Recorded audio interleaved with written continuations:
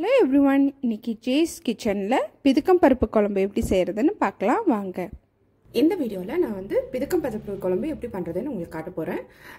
அதுக்கு வந்து நான் ஃபர்ஸ்ட் ஒரு பிரஷர் குக்கர் எடுத்துக்கிறேன். அதுல வந்து எண்ணெய் ஊத்தி வச்சிருக்கேன். இப்போ ஒரு வெங்காயம் போல அரிஞ்சு வச்சிருக்கேன் பொடி பொடியா. அதை வந்து எண்ணெயில போட்டுக்கலாம். போட்டுட்டு ஒரே ஒரு பிரிஞ்சி இலை மட்டும் இப்போ போட்டுக்கிறேன். இது இப்போ வந்து அவரைக்காய் சீசன் முடிய போது நான் ஊருக்கு போயிருந்த போது எங்கள் அம்மா வந்து பிதுக்க பருப்பை அவரைக்கொட்டையை வந்து பிதுக்கி அந்த பிதுக்கம் பருப்பை வந்து எனக்கு கொடுத்து அனுப்பிச்சிருந்தாங்க. ஸோ அதில் வந்து நான் இப்போ வந்து அந்த குழம்பு வைக்க போகிறேன். இப்போ பாருங்கள், நல்லா வந்து இந்த வெங்காயம் வணங்கணும். நான் வந்து நல்ல ஒரு டார்க் ப்ரௌன் கலர் ஆற வரையும் இந்த வெங்காயத்தை நான் வணக்கி எடுத்துக்குவேன். அது வெங்காயம் வணங்கிறதுக்குள்ள நான் வந்து இதுக்கு தேவையான மசாலா வந்து அரைச்சி எடுத்துக்கிறேன். இதை வந்து ஒரு 1.5 ஸ்பூன் போல் வந்து நான் வந்து கசகசா போட்டுக்கிறேன். அதுக்கப்புறமா தேங்காய் வந்து ஒரு அரை தேங்காய் போல் நான் ஆட்டி எடுத்துக்கிறேன். இதுக்கு வந்து நான் வந்து ஒரு 2 பேர் சாப்பிட்ற 4 பேர் சாப்பிட்ற அளவுக்கு நான் வந்து சேர்ப்பேன். இவ்வளோ தேங்காவை வந்து அரிஞ்சு போட்டு இதை வந்து மசாலா ஆட்டி எடுத்துக்கலாம். இது நல்ல கோல்டன் ப்ரௌன் ஆயிடுச்சு வெங்காயம். இந்த ஸ்டேஜ் இவ்வளோ நல்ல கோல்டன் ப்ரௌன் ஆகிற வரையும் நான் எப்பவுமே வெங்காயத்தை வணக்கி எடுத்துக்குவேன்.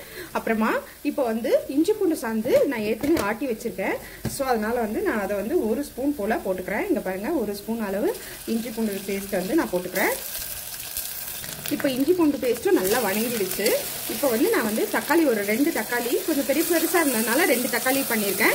இல்லைன்னா 3 தக்காளி வந்து எடுத்துக்கலாம். இப்போ நான் பெருசாக இருந்ததுனால 2 தக்காளி போல் நான் வந்து எடுத்து அதையும் நல்லா வணக்கிக்கலாம் எண்ணெயிலேயே.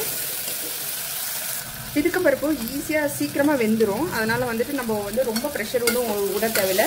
ஒரு அந்த ப்ரெஷர் குடிக்கிற அளவு இருந்த போதும். இல்லைன்னா வந்து நீங்கள் ப்ரெஷர் பேனில் கூட தாளிக்காமல் அப்படியே ஒரு 15-20 மினிட்ஸ் ஸ்லோ ஃப்ளேம்லேயே விட்டிங்கனாவே நல்லா வெந்துடும். ரொம்ப வெந்துருச்சுன்னா மசிஞ்சிருச்சுன்னா குழம்பு வந்து டேஸ்ட் இருக்காது. யூஸ்வலாக நாங்கள் வந்து மட்டனோ இல்லை சிக்கனோ போட்டு பண்ணும் போது தான் நாங்கள் ப்ரெஷர் பேனில் வைப்போம். இந்த டைமில் வந்து நான் வெறும் பிதுக்கம் பருப்பு குழம்பு மட்டும்தான் காட்ட போகிறேன். அது எப்படி என் ஸ்டைலில் நான் எப்படி பண்ணுறேன்னு பாருங்கள். இங்கே பாருங்கள், இப்போ தான் இந்த மாதிரி பிதுக்கி எங்கள் அம்மா கொடுத்து அனுப்பிச்சிருக்காங்க. பாருங்கள் எப்படி நல்லா சாஃப்டாக சின்ன பருப்பாக இருக்குது. இப்போ குழம்புக்கு தேவையான மசாலாலாம் ஆட் பண்ணிடலாம். அதுக்கு வந்து நான் கொஞ்சமாக காரத்துக்கு ஏற்ற மாதிரி மிளகாத்தூள், அதுக்கப்புறமா ஒரு அரை ஸ்பூன் அளவுக்கு வந்து பட்டை லவங்கத்தூள் போட்டிருக்கேன். அப்புறமா தனியாத்தூள் வந்து ஒரு 1.5 ஸ்பூன் அளவுக்கு வந்து தனியாத்தூள் போட்டிருக்கேன்.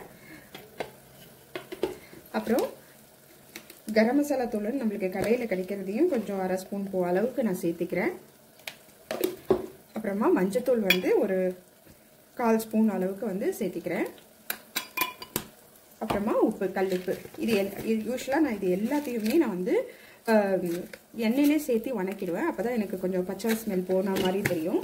ஸோ வந்து நான் எண்ணெயிலே வணக்கிட்டு அதுக்கப்புறமா தான் நான் வந்து கொஞ்சமாக தண்ணி தெளித்து விட்டுட்டு இந்த மசாலா எல்லாத்தையும் இந்த எண்ணெயிலே வணங்கின பின்னாடி கொஞ்சமாக தண்ணி தெளித்து அந்த மசாலா வேகிற வரையும் நான் விட்டுட்டு அதுக்கப்புறமா தான் நம்ம கறியோ இல்லை எதுனாலும் நான் ஆட் பண்ணுவேன்.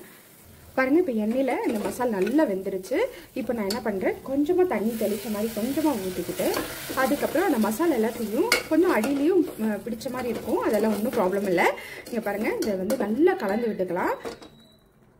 இந்த பிதுக்கின பருப்பை வந்து நான் வந்து கழுவி அலசி வச்சுருக்கேன். அதை வந்து இந்த மசாலா எல்லாத்தோடையும் போட்டுடலாம். இப்போ தேவையான அளவு தண்ணி ஊற்றிக்கலாம் கொஞ்சம். ஏன்னா இந்த பருப்பு வந்து சீக்கிரமாக வெந்துடும். அதனால் வந்து நம்ம இந்த சூட்லேயே கூட வெந்துடும். அதனால் ஒரு நல்ல ஸ்டிர் கொடுத்துட்டு நான் வந்து இப்போது நான் வந்து தேங்காவும் அந்த கசகசாவும் ஆட்டி வச்சுருந்ததை இதிலே நான் சேர்த்திக்கிறேன். இங்கே பாருங்கள், தேங்காய் கசகசா அந்த பேஸ்ட்டை வந்து நான் இதிலே சேர்த்திக்கிறேன். அந்த பிதுக்கம் பருப்பு வந்து எனக்கு இந்த தேங்காவோடு அந்த வேகும் போது எனக்கு ரொம்ப டேஸ்ட்டாக இருக்கிற மாதிரி தெரியுது. அதனால தான் நான் வந்து தேங்காய் பாலையும் இப்போயே ஊற்றிட்டேன். ஸோ இதோட வேகும் போது அது ரொம்ப டேஸ்ட்டாக வந்துச்சு. நீங்களும் இந்த மாதிரி ட்ரை பண்ணி பாருங்கள். இதை நான் வந்து சும்மா தான் மூடி வைக்கிறேன், ப்ரெஷர் போடலை. இது மாதிரி விட்டு ஒரு 5 மினிட்ஸ்க்கெல்லாம் அது வெந்துடும். அதை நான் சும்மா க்ளோஸ் பண்ணி ப்ரெஷர் போடாமல் தம்மில் வேக வைக்கிற மாதிரி இதை வேக வைக்க போகிறேன். மீடியம் ஃப்ளேமில் தான் வச்சுருக்கேன். மீடியம் ஃப்ளேமில் நம்மளுக்கு சூப்பராக வெந்துடும். நிறைய நேரம் வேக விட்டிங்கன்னா ஒரு மாதிரி எல்லாமே குழஞ்சி நல்லா இருக்காது குழம்பு. அதனால் வந்து அதை பார்த்து நீங்கள் வேக வைங்க. கொட்டை ஒரு அளவு இது வந்து கொஞ்சம் ரொம்ப டெண்டரியாக இருக்குது அந்த கொட்டை. அதனால் வந்து நான் 5 மினிட்ஸ் போதும். 5 மினிட்ஸ் கழிச்சு நான் உங்களுக்கு காட்டுறேன் எப்படி இருக்குன்னு. இப்போ பாருங்கள் இது நல்லா வெந்துருச்சு பாருங்கள் 5 மினிட்ஸ்க்கெல்லாம் நல்லா வெந்துருச்சு இது கொஞ்சம் பருப்பாக இருந்தால் தான் நல்லாயிருக்கும் ரொம்ப மசிஞ்சிச்சுன்னா நல்லா இருக்காது குழம்பு பாருங்கள் இப்போ குழம்பு எவ்வளோ தின்னாகவும் இருக்குது இந்த பருப்பு கரெக்டாக வெந்திருக்கு அவ்வளோதாங்க பிதுக்கம் பருப்பு குழம்பு ரெடி ஆகிடுச்சு இது வந்து சப்பாத்தியோட ரொம்ப நல்லாயிருக்கும் பிதுக்கம் பருப்பு குருமா ரெடி ஆகி கொஞ்சமாக இப்போ கொத்தமல்லி போட்டு இறக்கிடுறேன் சூப்பரான பிதுக்கம் பருப்பு குருமா ரெடி ஆகிடுச்சு இது வந்து சப்பாத்தி பரோட்டா எல்லாத்துக்குமே சூப்பராக இருக்கும்